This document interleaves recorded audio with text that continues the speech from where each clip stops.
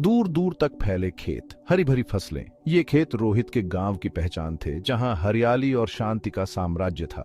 गांव की मिट्टी की सोंधी खुशबू, इस मिट्टी में मेहनत और संघर्ष की कहानियां बसी थीं। ये था रोहित का गांव, एक छोटा सा गांव जहां जिंदगी सिंपल थी। यहाँ के लोग सीधे सादे और मेहनती थे। रोहित के पिताजी फार्मर थे। वे दिन रात खेतों में मेहनत करते थे ताकि परिवार का पेट भर सके। मेहनत बहुत करते थे पर पैसे कम मिलते थे। बाजार में फसल बेचने पर भी उन्हें उचित दाम नहीं मिल पाता था। रोहित की मां घर संभालती थी। वह सुबह से शाम तक घर के कामों में लगी रहती थी। घर की हालत ठीक नहीं थी। छत से पानी टपकता था और दीवारें भी कमजोर हो चुकी थीं। रोहित 2 छोटे भाई बहनों में सबसे बड़ा था। वह अपने भाई बहनों का ख्याल रखता था और उनके साथ खेलता भी था। रोहित पढ़ाई में बहुत होशियार था। वह अक्सर पेड़ के नीचे बैठकर पढ़ाई करता था, क्योंकि घर में पढ़ने की जगह नहीं थी। गांव के स्कूल में हमेशा फर्स्ट आता था। उसकी मेहनत और लगन की वजह से उसे कई बार पुरस्कार भी मिले थे। उसके टीचर कहते थे, रोहित तुम आगे बढ़ो, तुम सिटी जाकर पढ़ो। वे उसकी प्रतिभा को पहचानते थे और उसे प्रोत्साहित करते थे। रोहित के मन में भी बड़े सपने थे। वह आसमान की ऊंचाइयों को छूना चाहता था और अपने गांव का नाम रोशन करना चाहता था। वह अपने परिवार की गरीबी दूर करना चाहता था। रोहित ने ठान लिया था कि वह अपनी मेहनत और पढ़ाई के दम पर अपने परिवार की जिंदगी बदल देगा। शाम को रोहित अपने दादाजी की कहानियां सुनता था। दादाजी की कहानियां हमेशा रोहित को एक अलग ही दुनिया में ले जाती थी। दादाजी बताते थे सिटी की चकाचौंध के बारे में। वह बताते थे कि कैसे शहर की रोशनी रात को भी दिन जैसा उजाला कर देती है। ऊंची ऊंची बिल्डिंग्स के बारे में। उन इमारतों की ऊंचाई आसमान को छूती थी और रोहित की कल्पना में वे किसी जादुई महल से कम नहीं थी। रोहित के मन में क्यूरियोसिटी होती थी। वह हर कहानी को ध्यान से सुनता और अपने मन में शहर की तस्वीरें बनाता। वह सोचता था कैसा होगा वह सिटी। क्या वहां के लोग भी हमारे जैसे ही होंगे या कुछ अलग? कैसे होंगे वहां के लोग? क्या वे भी हमारे गांव के लोगों की तरह मिलनसार और मददगार होंगे? गांव में कभी कभी सिटी से लोग आते थे। वे लोग हमेशा कुछ नया और अनोखा लेकर आते थे। उनके पास अच्छी कार्स होती थी। उन कारों की चमक और डिजाइन रोहित को बहुत आकर्षित करती थी। वे अच्छे कपड़े पहनते थे।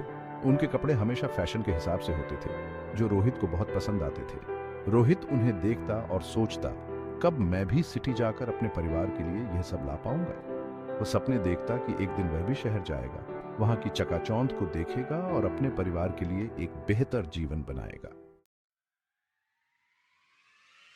एक दिन रोहित ने डिसाइड कर लिया कि अब उसे अपने सपनों को पूरा करने के लिए कुछ बड़ा करना होगा। उसने सिटी जाने का फैसला किया। उसने अपने बैग में जरूरी सामान पैक किया और जाने की तैयारी शुरू कर दी। उसने सोचा, मुझे सिटी जाकर पढ़ाई करनी है, जॉब करनी है। उसने अपने भविष्य की कल्पना की, जहां वह एक सफल व्यक्ति बनेगा। अपने परिवार की हेल्प करनी है। रोहित ने हमेशा अपने परिवार का ख्याल रखा और उनके लिए कुछ बड़ा करना चाहता था। रोहित के माता पिता दुखी थे। उन्हें अपने बेटे से बहुत लगाव था और उसे दूर भेजना उनके लिए बहुत कठिन था। बेटे को दूर भेजना आसान नहीं था, लेकिन वे जानते थे कि रोहित के सपनों को पूरा करने के लिए यह जरूरी है। लेकिन उन्हें रोहित के सपनों का भी ख्याल था। वे उसके भविष्य के लिए आशान्वित थे और उसे पूरा समर्थन दे रहे थे। रोहित ने अपने गुरुजी से आशीर्वाद लिया, माता पिता के पैर छुए। उसने अपने बड़ों का आशीर्वाद लिया ताकि उसका सफर सफल हो, और निकल पड़ा सिटी की ओर अपने सपनों को पूरा करने के लिए। उसने अपने दिल में एक दृढ़ निश्चय किया कि वह अपने लक्ष्य को हासिल करेगा और अपने परिवार का नाम रोशन करेगा। सिटी पहुंचकर रोहित दंग रह गया। ऊंची ऊंची बिल्डिंग्स, चमकती शॉप्स, भागती हुई कार्स, सब कुछ नया था, अलग था। परंतु इस चकाचौंध के पीछे छिपी थी स्ट्रगल की सच्चाई। रोहित को रहने के लिए एक छोटी सी जगह मिली। काम ढूंढना मुश्किल था, पढ़ाई के लिए टाइम निकालना और भी मुश्किल। पैसे की तंगी हमेशा बनी रहती थी। रोहित ने हार नहीं मानी। दिन में काम करता, रात को पढ़ाई करता, कभी कभी थक कर रो देता, अपने गांव, अपने माता पिता को याद करता। परंतु रोहित को अपने सपनों पर भरोसा था। उसकी मेहनत रंग लाई। उसे एक शॉप पर काम मिल गया। धीरे धीरे उसकी सिचुएशन बेटर होने लगी। रोहित ने अपनी पढ़ाई जारी रखी। कड़ी मेहनत और लगन से उसने एग्जाम पास की।